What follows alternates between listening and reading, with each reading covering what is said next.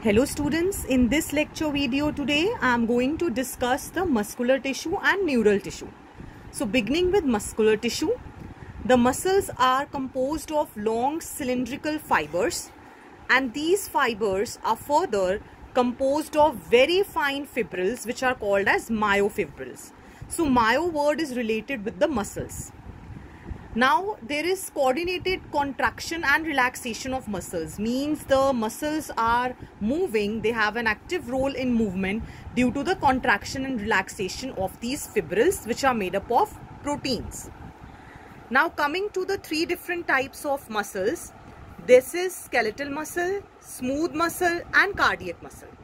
So depending on their structure and function, these are the types. Let us first look at skeletal muscle. Skeletal muscle is attached to the skeletal bones and it is in the hind limbs, in the limbs and the biceps. Certain striations, stripes are present, that is the arrangement of proteins, the contractile proteins which are present, that is actin and tubulin. So those arrangement give it a striated appearance, and the movement, we can control its movement, so it is called as voluntary muscle.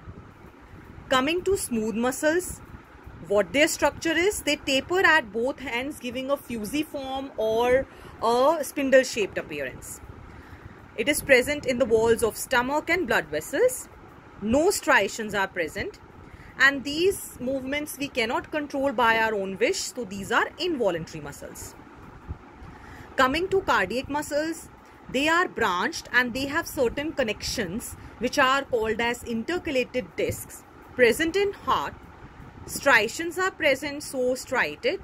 Again, we cannot by our voluntary efforts, we cannot control the contraction as well as relaxation of muscles of heart, so these are involuntary muscles. Now let us look at how these muscles look like. See, skeletal muscles, these are cylindrical, they are multinucleate and we have different stripes or striations pattern present. Then smooth muscles, these are spindle shaped, made up of contractile fibers and uninucleate. No striations are present.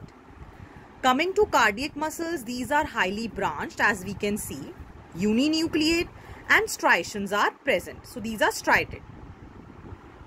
Lastly, coming to the neural tissue, the last part of this chapter.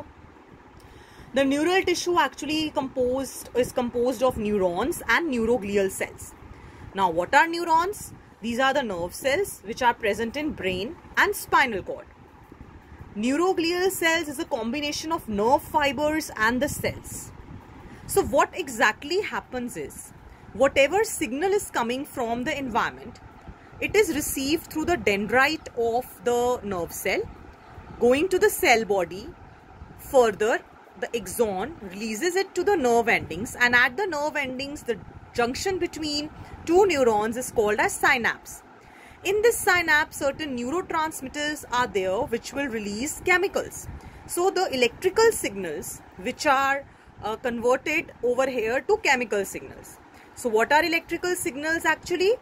The sodium potassium pumps which are present in the membrane of the nerve cell. So it is transmitted as electrical impulse, and further to diffuse easily or to pass on the message clearly and fast, it is converted into chemicals. Now let us understand the structure of a neuron by looking at this diagram. So we can see over here, there is a cell body, star shaped, having dendron, single is called dendron and collection is called as dendrites. Then there is a long nerve fiber called as axon, which ends into the different nerve endings. There is myelin sheath which contains Schwann cells.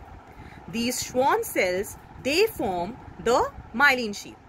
Now what are the roles? Dendrites will receive the signal or stimulus, and electrical signals will then be passed on here, and over here it will be converted into chemical signals.